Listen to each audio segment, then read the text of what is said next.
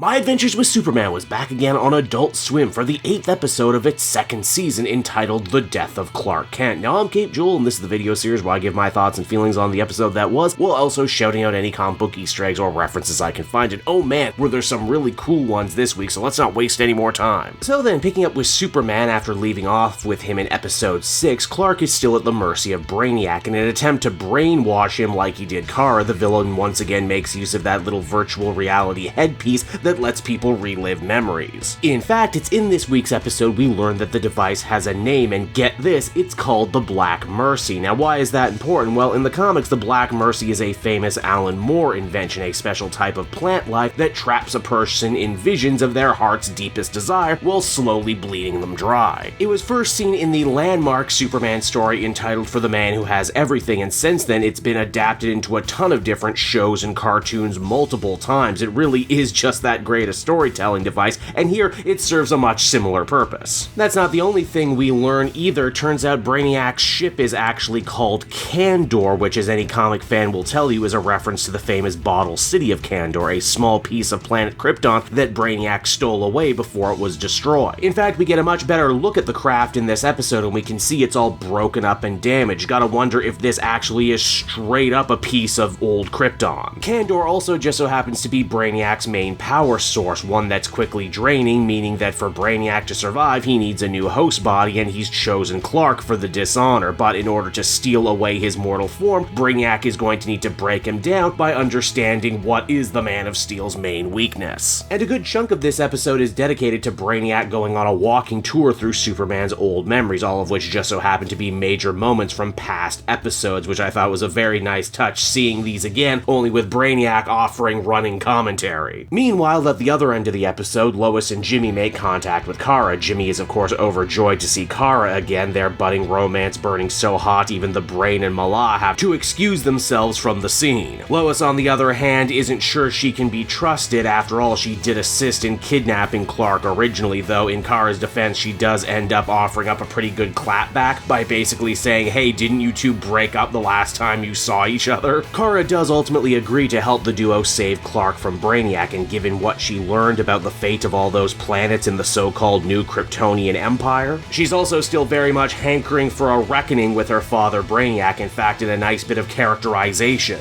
Kara still really can't bring herself to believe that Brainiac would be willing to do all of these horrible things, and that he must be malfunctioning somehow and only she can help him. Now, back with Superman and Brainiac, it doesn't take long for the villain to clue into the idea that at the core of Superman's being is his love for Lois and Jimmy. He wants to keep them safe. They're the things that keep him pushing through adversity and unlocking new powers Brainiac never thought possible. It's with this knowledge in hand, Brainiac begins to twist Superman's own memories against him, making it seem like Lois and Jimmy never actually cared about him and that they were always afraid and disgusted by his alien nature. Hell, Brainiac only has to twist a few of these memories a little bit, as Clark was already feeling doubt in his friends following Jimmy's actions at the science conference and overhearing Lois talk with her dad a couple episodes ago. Clark tries his hardest to fight back, and for a minute there he even manages to take control of his own memories, but the final blow comes in the form of Superman and Lois breaking up a few episodes ago, a bad memory that Clark even himself admits is still hurting him deeply. Again, hitting home that theme of loneliness and rejection we've been talking about all season long, and man, you know what, I do love a good strong theme. Now, the plan for Lois and Jimmy is to try and sneak aboard Kandor while Brainiac's drones are down for regularly scheduled maintenance. Of course, this doesn't go as planned, and in a nice little touch, the duo even end up coming upon all the wreckage left behind from Superman's fight last episode before the drones finally come back online. It's also around here too, Lois ends up cluing into the idea that Kara for some reason thinks that Jimmy is the actual leader of Earth, and she's not even that mad. She thinks the whole thing is kind of funny, and I mean, who wouldn't? This of course leads us to the episode's big two-pronged finale, as Kara challenges Brainiac in the physical world while Clark does battle with him inside his own mind. It's during the fight Brainiac finally ends up letting it slip that he's indeed been doctoring Kara's memories this whole time, and no doubt if Clark didn't show up when he did, he probably would have stolen her body to prolong his life. They also kind of try and let Kara off the hook when it comes to the whole implied colonialism thing. Yes, she did try and bring all these different planets into the fold, but only because she actually did believe in the greatness of Krypton, but also she thought those planets were great too, and never for a second thought that she would be brainwashed into destroying them. The extra element of tragedy they end up introducing here is that even though though Kara seemingly wins the fight, she's so damn heartbroken. Brainiac is a monster, but he's also the only thing close to family she has. Again, the theme of loneliness being explored in a completely different kind of way. It's after that the episode ends up pulling one hell of a fake-out swerve. You think the day has finally been saved and that Clark can finally return home to Kansas, only to see that he is still very much trapped in his memories, which have been further corrupted, this time imagining a world wherein he could be reunited with his Kryptonian family. When in reality, Brainiac has actually finished uploading his consciousness into Clark's body, and in doing so gives him one hell of a nasty supervillain makeover. Now, in the comics, and even in other shows, Brainiac steals bodies all the time, though he traditionally does it with villains. It's kind of interesting here for My Adventures with Superman. Superman himself is the first theft, and it also goes a nice way to showcase how Brainiac is more than just a digital being. It's also here too, I guess we can talk about the title, The Death of Clark Kent. It's really more figurative and symbolic than actually literal, though I can only assume that the title, The Death of Clark Kent, has to be a reference to the very famous Death of Superman story. Don't worry though, he got better. They always get better in these stories. It's here with very little hope left, Kara swoops on in to defend Lois and Jimmy from Brainiac's onslaught, and it's during their battle we learn a little bit more about Krypton's own secret history, how in the old Empire, Kryptonians weren't born, they were genetically engineered as to make them stronger and stronger with each generation. Which again, with the Dragon Ball Z references, sounds very, very Saiyan to me. But also, this totally falls in line with certain comic book versions of the Krypton story, wherein they used birthing matrices to very much the same kind of eugenic effect. In truth, those were certainly never my favorite versions of the Krypton origin story, but it works well here for the show, and as I keep telling people in the comment section who think they're the first to come up with a comparing Krypton in this show to the Viltrumites from Invincible, what you gotta understand is Superman has been around for like 80 plus years, meaning every version of this classic story has been told and retold over and over again multiple times before most of us were even born. There's nothing they haven't already done and probably won't do a dozen more times. Further credit I gotta give the show is how they actually managed to deepen Brainiac as a villain here. He says that he was built to run Krypton's war machine, but over time he too was affected by them, his love for Kara not being a total sham, it seems. Again, isn't it interesting that the old Kryptonians turned over their entire society to an unfeeling automaton in hopes of becoming stronger warriors? Well, in reality, it was actually Clark being raised by loving humans that allowed him to access amazing abilities they never thought possible. With the situation deteriorating and no options left, Jimmy is forced to pull out the ultimate ace in the hole. Lois's piece of kryptonite, it works, but maybe too well. Not only Clark is affected, but Kara too, meaning that if Jimmy actually went through with this, he could lose both of them. Which, as we find out, wouldn't even stop Brainiac, as being a digital life form, he would simply just jump into another robotic shell, making the whole thing useless. Lois and Jimmy end up getting blown out the airlock, and it probably would have been curtains for them were it not for the Brain and Mala, who have actually finished upgrading their ship. Needless to say, it's another pretty dark and dour finale, but Lois refuses to be defeated, vowing to get Clark back one way or another, even if it means putting herself into the Black Mercy. And so that was the death of Clark Kent, and I gotta say, My Adventures with Superman once again offers up another real powerhouse episode. I've said it before, but it bears repeating, I really love how this series really doubles down and really focuses on all the interpersonal relationships between the characters. That's the backbone of the show. As a longtime fan of superhero stories, you know the good guy is always gonna win, but in My Adventures with Superman, the question becomes, even if they win, will they be alright though? Superman getting corrupted and turned to the dark side too is, I guess, something they've kind of been foreshadowing all the way since season 1, and now with Waller and Lex trying their hardest to demonize Superman and aliens in general, you know it's only a matter of time before these different storylines are gonna end up crashing into each other and all the shoes are gonna end up dropping, and I for one personally can't wait. But that will just about do it for me this week, everyone. As always, thank you so much for watching and listening. I hope you enjoyed the video. If you did, be sure to like and subscribe, leave me a comment, it really helps me a lot in this crazy YouTube game. And hey, if you're interested in the digital tie-in series to My Adventures with Superman, I will be covering issue 2 of the brand new comic written by Josie Campbell tomorrow, so be sure to keep an eye out for that.